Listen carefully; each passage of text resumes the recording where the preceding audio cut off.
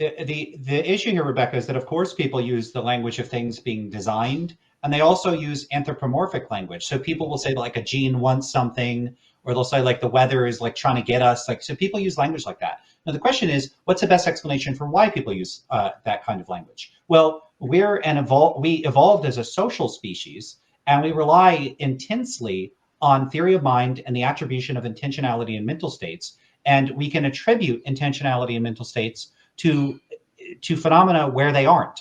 And we have instances, like verifiable instances, of people not only attributing agency, but like personhood and other sorts of characteristics. You have pareidolia and you have various types of apophenia. So we have documented cases, like when people see Jesus in toast, or they see like the water stains and they think it looks like the Virgin Mary, this sort of thing.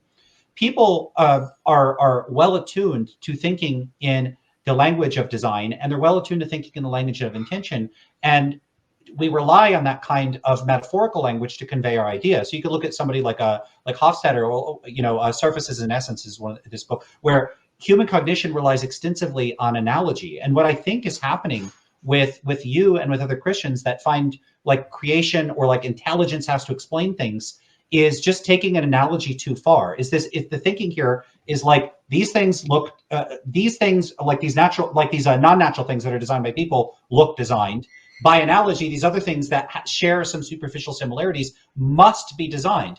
And that analogy is so bonded tight in the minds of people that think this way that alternative explanations just sound baffling and weird and implausible. And you have someone like Dan Dennett who talks about the theory of evolution in his book, Darwin's Dangerous Idea. Awesome book, check it out. And he calls it, he says it's like this strange inversion of reasoning that mindless, you could call them stupid, again, anthropomorphizing it. These mindless, stupid, incremental processes can somehow function to build something like a human that can think and do all this crazy stuff. But it turns out like, yeah, it can.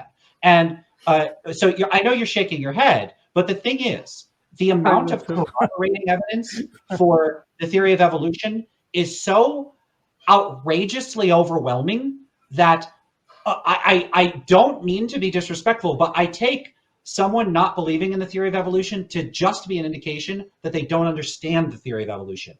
I don't know if it's an exaggeration to say that it is the most well attested to theory in like all of science. So if you're going, and here's a problem with denying the theory of evolution. If you're going to say that the theory of evolution, you don't think it's supported by the available scientific evidence, what do you think is supported by the available scientific evidence? Because very few things rest on a foundation of such like outrageously mutually corroborating evidence, like plate tectonics and the predictions. Like people make predictions like, "Hey, it's like rejecting general relativity."